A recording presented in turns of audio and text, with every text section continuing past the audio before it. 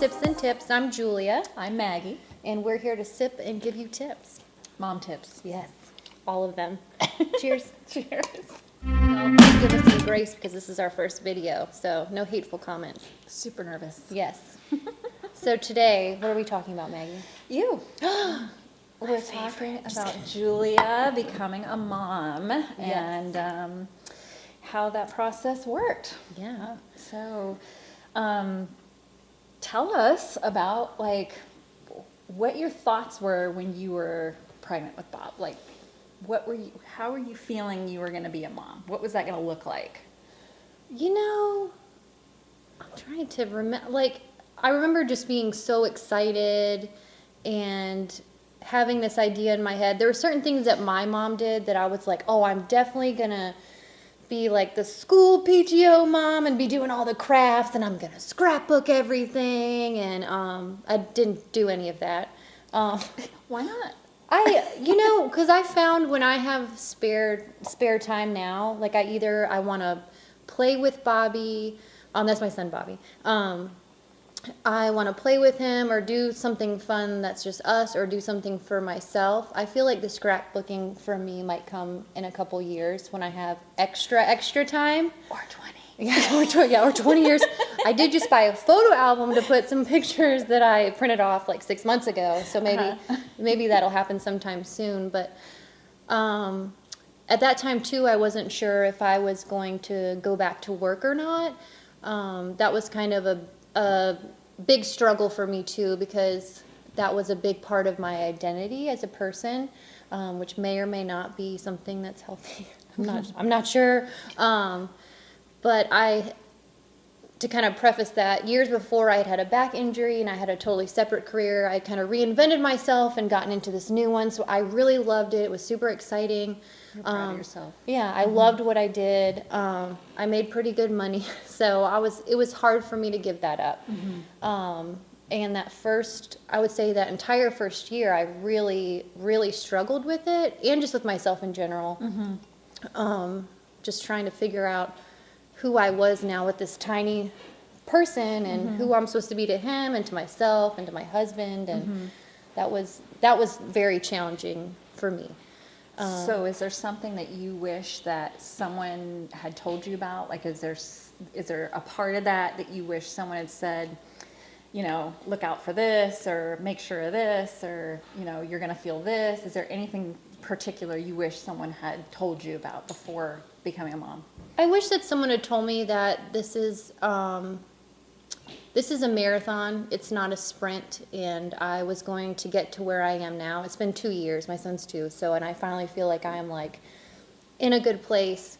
I love who I am as a mom. I love who I am as just Julia, as a wife. And you told me this repeatedly, to give yourself some grace. And I wish that I had actually taken that to heart more. I wouldn't during certain moments, but I wish that I had really actually given myself more grace. It's easier said than done. It is really, yeah. You don't hard. think about it until you've already, had the meltdown. Yeah, and it's so hard. Like I said, you've got your hormones and all kinds of stuff going on, and it's just, yeah. That was so tough. What advice would you give someone who's going into motherhood about that identity, crisis that they may be walking into? Yeah. I would just say, give it time. It's a marathon for everything. Like I said, not a sprint.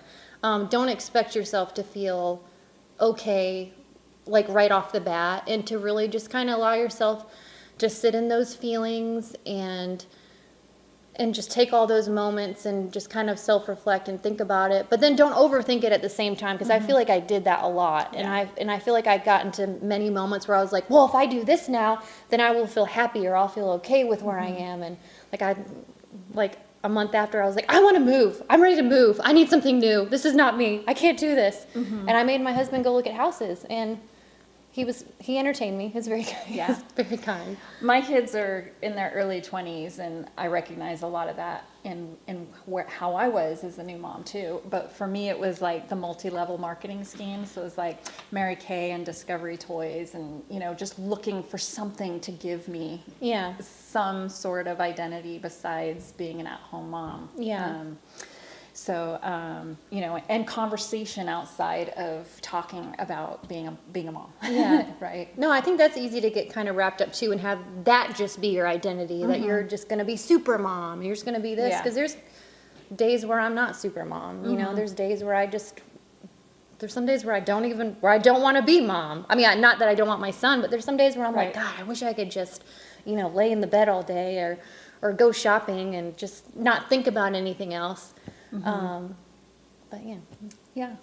But I feel like I kind of did that too, as far as I found. I know you saw this. I had so many fads my first year. I got super into essential oils and super into natural cleaning, and I bought every one that you could buy. And I still love them. Like, it's not like Right. I'm not into it, but I was searching for something instead of trying to figure that out within myself. And I got super into crystals, which I still am. They're beautiful. I'm still super into that. But I was trying to find something to complete what I felt like was missing. Okay. So how do you find that balance, or how did you discover that balance of being your identity in your motherhood and identity in Julia, the person who Bob needs also, you know? You know, that's a hard question. That's a good one. That's really good.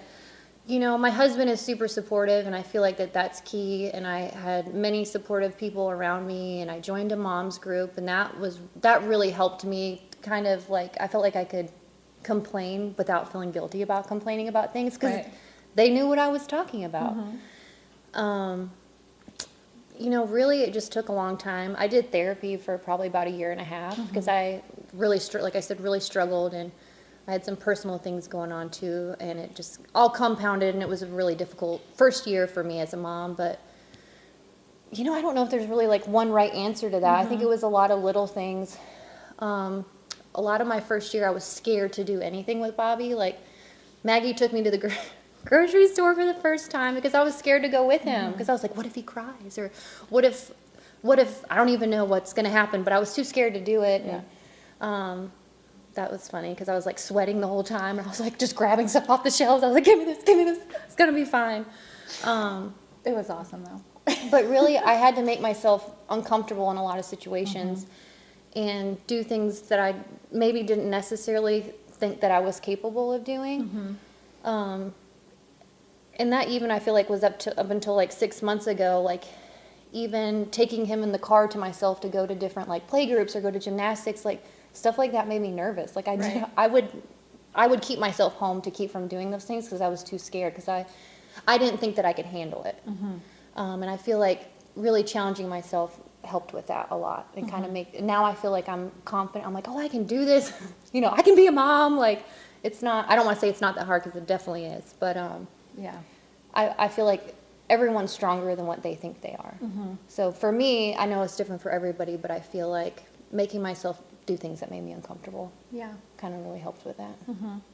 And one of the things, I'm a doula, a birth doula and a postpartum doula, and one of my big things is that if mom is taking care of herself, if she is filling up her vessel, then she's able to pour out of it. And so self-care is a huge buzzword hashtag right now, and you're either on one end of the spectrum of like, you need it, or the other end of the spectrum, like, don't make yourself feel like you need it, it's impossible, and sometimes, you know, you can't get it. But I know that you have found that.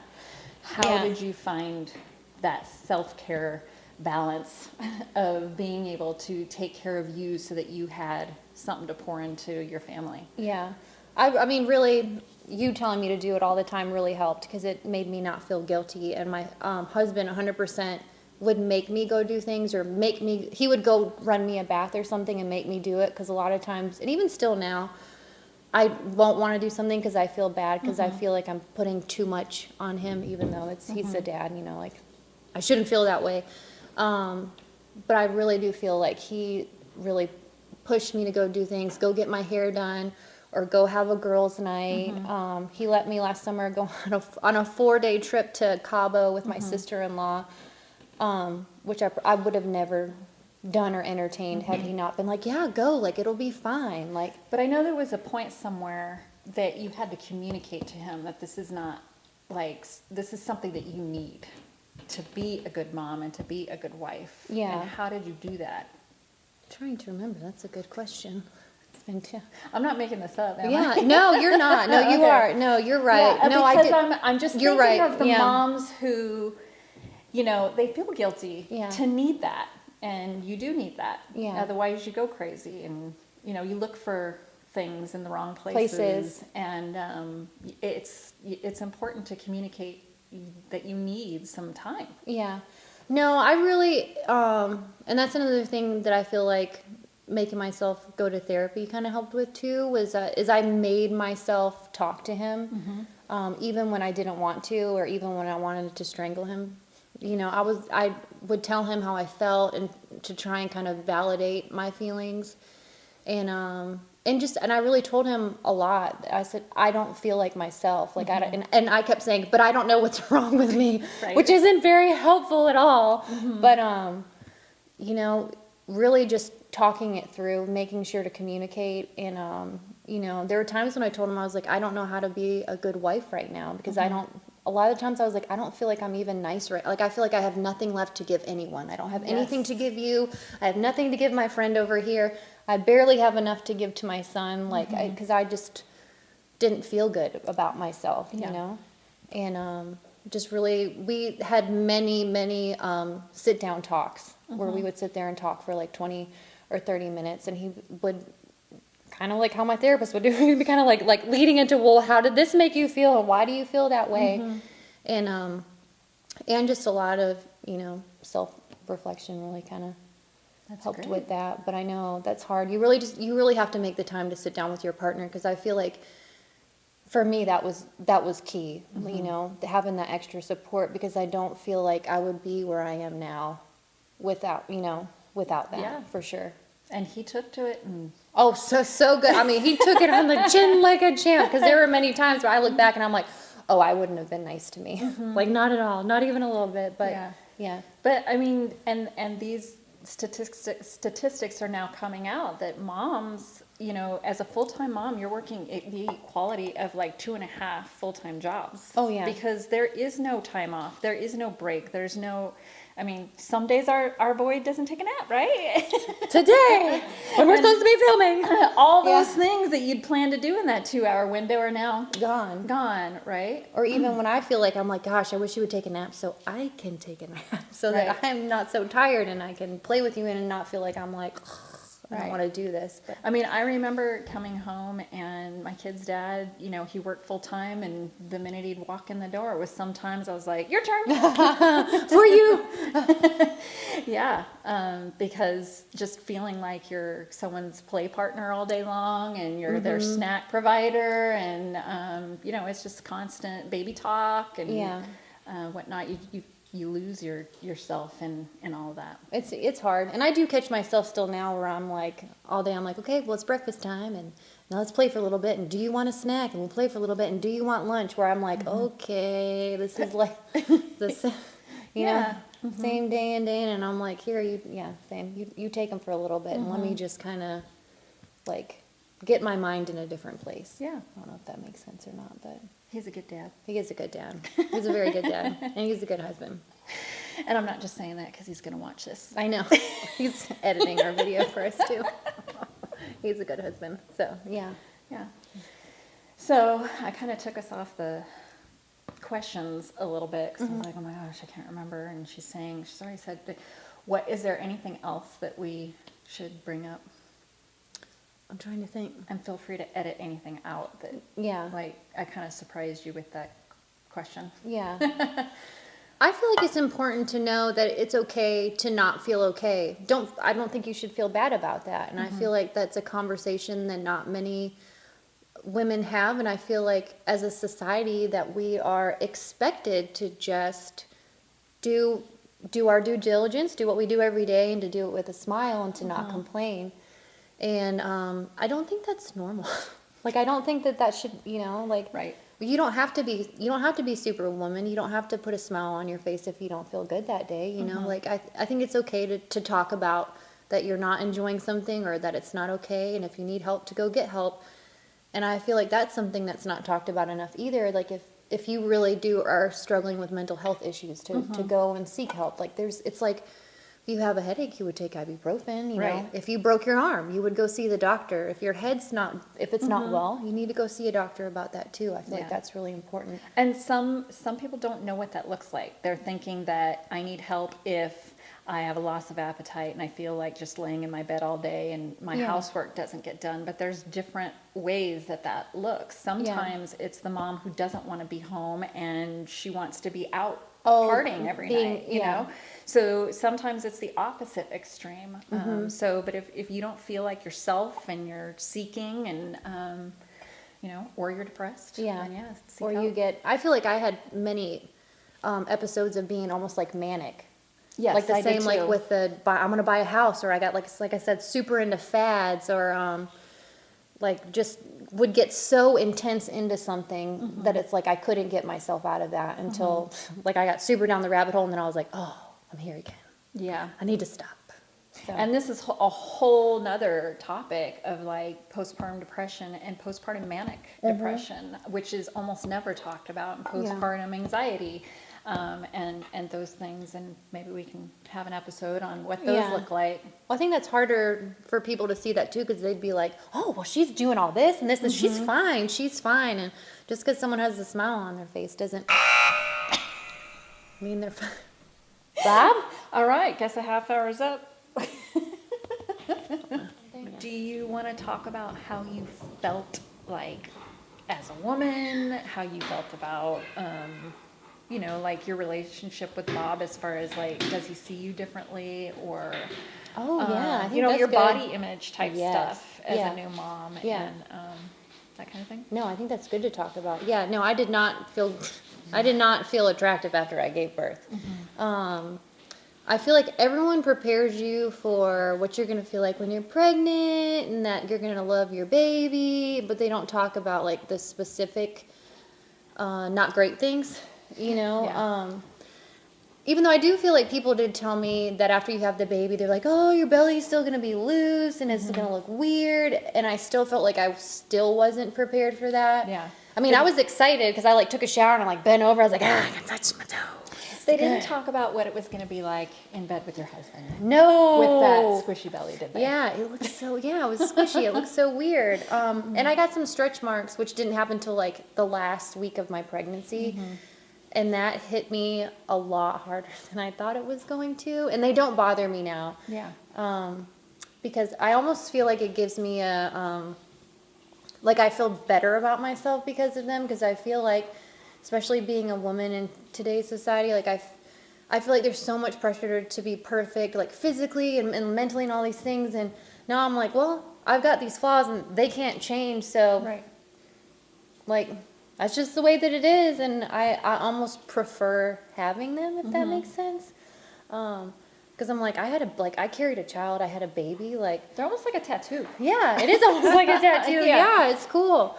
So I kind of feel, I feel proud of them now. I'm not ashamed of them, but I definitely was right after I gave birth, because I was just like, I moisturized and I used my oils and I still got stretch marks, and I was just like, I cried a lot about them. And I even went and got lasers shortly after I had them too, because I was like, oh, I've got to minimize them. I've got to have my flat belly. And I'm not going to, like I said, I'm not going to say I don't care, because I do care about, looking nice, and because it makes me feel good. But that just doesn't bother me.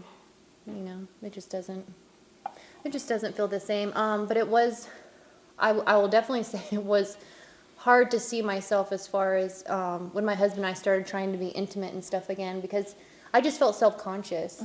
And there's nothing, he saw me giving birth in my postpartum body as he thought I was amazing. Like, he thought it was the cool. Yeah, he was like, he's like, especially after seeing, because I had to have Pitocin and all that, he's like, you are like superwoman. And I tried doing it without an epidural, so he was just very impressed with how I handled everything. Yeah. And so he was like, I really don't care. And I think that's the funny thing too about guys and girls is, like, we also put so much pressure on ourselves to be so skinny and do all this. And my husband likes it if I have a little fat on my rear end. He's like, oh, you look so good, I feel like what we think is attractive is different too for a guy. Not every guy, everybody's different, but You know, that was hard. I didn't feel sexy for a very long time. Yeah. And I mean, you kind of expect, like, you're given that 6 weeks off, or the 6-week number that your OBGYN gives you, and you think that, oh, I'm going to be back to No. at 6 weeks. And it's like, no, you carry that little pooch for A long time. a year or longer sometimes. I didn't And- even lose weight until I hit the year mark. Like, I was like, oh, I'm going to snap back real quick. Nothing here. There was no snapping. It did not snap back. And that, oddly enough, really, that bothered me, because I did have friends who, Did. and I had my sister-in-law, yeah, she was just right back to being a little skinny twig, and I was like, nope. And we all have a different story. Yeah, but I feel like it's encouraging for me now, and I do like to share that with other women. And like, my sister-in-law is pregnant, and I kind of told her some of my, like, I gave her some of the nitty-gritty stuff that people didn't tell me, and then she expressed that she had some stretch marks already that upset her, and I was like, trying to be sympathetic, because I don't want to take away validity of how she feels, but just to Right. let her know that it's, it's okay, and but everyone's got to come to terms with stuff like that within themselves. I Right. feel like, for sure. And they do change. They shrink and Yeah. get smaller and Yeah. whatnot. Yeah, like mine, you can't really even, I mean, you can barely see. I mean, if you sit here at my belly, you can tell they're there, but it's not, they're not terrible. And I feel like there was a lot of physical changes with me, as far as I had a lot of different aches and pains and things like that I wasn't expecting. Hormonal. Oh, yeah. And as far as, like, your back hurts a lot because your abdominals are so stretched out. Nobody told me that. Yeah. Like, I just thought that it would just, like I said, right back in. So it didn't. I actually did see a, oh gosh, what's her correct Pelvic term? floor therapist. Pelvic floor therapist, who is not called a vagina doctor, which is what I told all my friends I was seeing. And then she found out I was calling her that. She's like, "You're telling people I'm your vagina doctor?" And I was like, "Well, yeah." She's like, "No, that's not my name." I was like, "My bad." You know what, though? They remember it. That's true, yeah. And she's fantastic. If you're in this area, Jennifer McGowan, she's amazing. She helped me a lot. But Cheers. and I didn't even, cheers, tip for you. And I didn't even know that was a thing. I didn't No. even know that existed, and that is amazing to me. And I love her specifically. I'm sure there's plenty more that are just as equally amazing, but she's given birth and had twins, so she's had many of these things and more than what I've had, and I felt like she really understood everything that I was saying, and it wasn't just like I was going to the doctor and they're like, "Oh, 6-week checkup, everything's good. Would you like to have some birth control?" Oh, you're leaking? Just wear a pad. That's It'll normal. be fine. Yes, it's not normal to leak. It is not. I don't leak. Yes, cheers. Cheers to not leaking. Yes. So yeah, that's something that I didn't know about, and I wish that more people did, because I really feel like that would help as far as healing, Definitely. postpartum, and even getting in while you're pregnant. I was also lucky enough too, because I like to work out. I mean, mainly for my mental health, and I like to look good. But I didn't know there were certain exercises and things that you shouldn't do while there's certain things that can cause more diastasis or cause issues with your pelvic floor. And I did Pilates regularly, which I really think helped a lot too. And still did it after, and that kind of helped with some aches and pains stuff that I had. But yeah, there was a lot that I just You didn't know. No. But you're really good at finding the resources Oh yeah, for that stuff. I'm not called Googlia for no reason. I Google everything, and then I freak myself out, and then I text Maggie or someone and be like, "Is this true? God!" I did not know that about you. Google it. My sister-in-law calls me Googlia because I Google everything. Okay, we're gonna talk about resentment. Yeah. Okay. So one of the things I bring up with my mom clients all the time is how resentment builds in relationships when you don't initiate the conversation with your partner about your needs, such as you were just bringing up, the needing some space or needing some time or needing to go do something for herself so that she could refill her cup.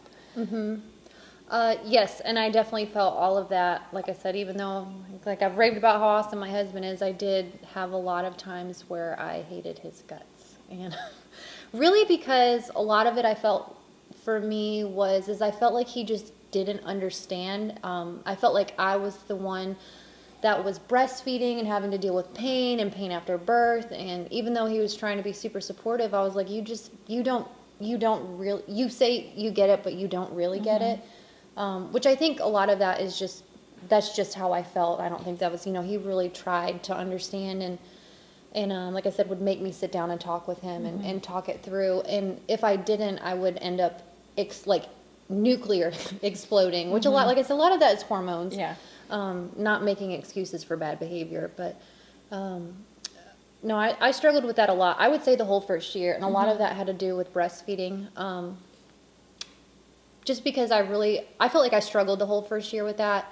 And then, because I breastfed till 2 years, and then it got kind of easier after that, but I felt like it took so much time, and I felt like it wasn't even time, which that might be kind of silly that I felt that way, And I look back on it now, and I'm like, it's not like I did this, so now you have to do that, but I kind of did feel that way. Well, I know that in a lot of the families that I work with, when other people in the household don't know how to soothe the baby, and they just go, he's hungry again. And so you just feel like it's like you're just like touched constantly, or you needed I was constantly, extremely touched out. because And there that are did no happen.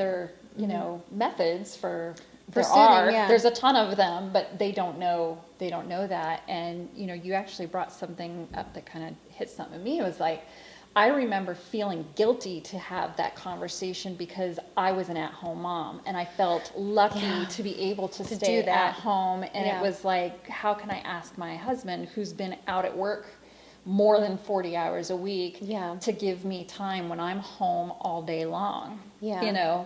Because No, I it is, don't yeah. feel like it's a job, but it is. It really is the hardest job ever. No, I 1,000% agree with that, and I did, and that even goes back to with having the me time. I did feel guilty asking for that.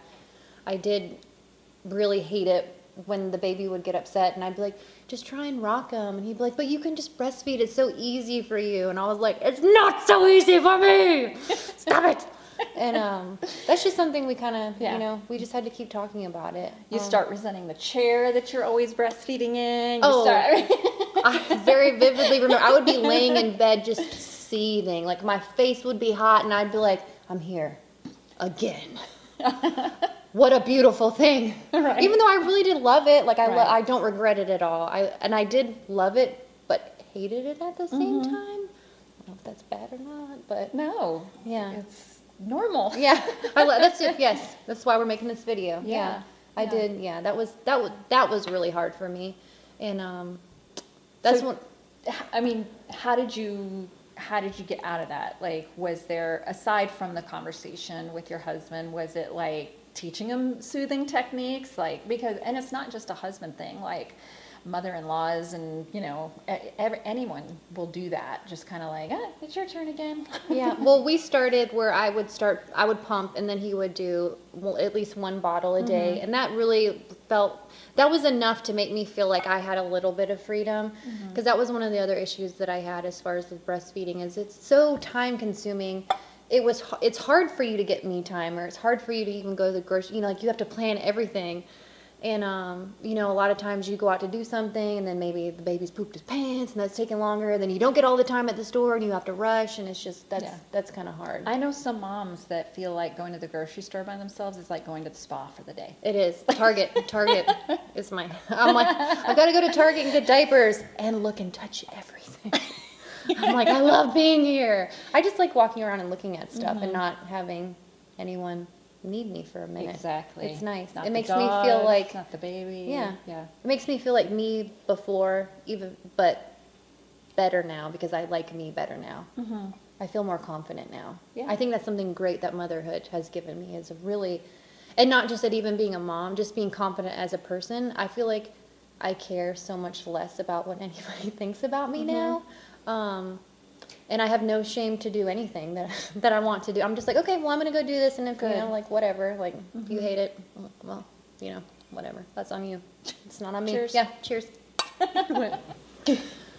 Well, this was super fun. This was awesome. So thank you for joining us Yeah. from our Mom tips and tips. pilot episode. Yes. Be kind to us in the comments. And if you Yes. have anything you would like for us to talk about in future episodes, put it down below and subscribe and press like. And if you dislike us, then just go on another page. Have a better drink. Yes.